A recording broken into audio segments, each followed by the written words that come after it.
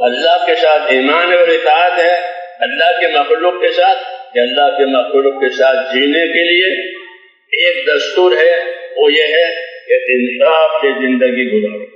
جا بجا قرآن کریم میں انصاف کا حکم آیا، انصاف کے ساتھ رہو، انصاف کے ساتھ رہو۔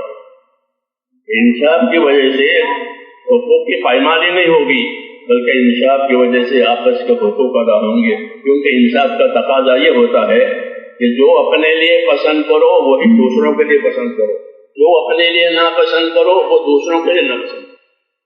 یہ انصاف کا تقاضا ہوتا ہے، یہ انصاف کا تقاضا ہوتا ہے کہ جو اپنے لیے پسند کرو وہی دوسروں کے لیے پسند کرو، جو اپنے لیے ناپسند کرو وہ دوسروں کے لیے۔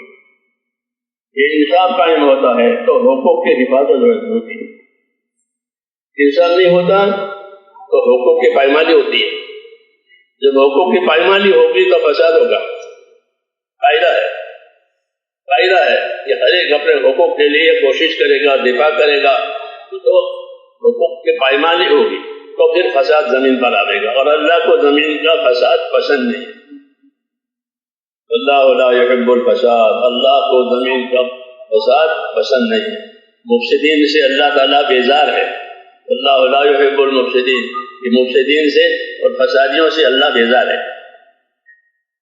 یہ ذمہ داریاں ہماری طرف آتی ہے انسانوں کی طرف، اسی لیے رسول بھیجا جاتا ہے دنیا میں، تاکہ وہ ایمان کی دعوت دیں اور اللہ کے اطاعت سے سکھائیں، اور آپس میں انصاف کے ساتھ رہنا سکھائیں، کہ جو اپنے لیے پسند کرو وہ دوسروں کے لیے پسند کرو۔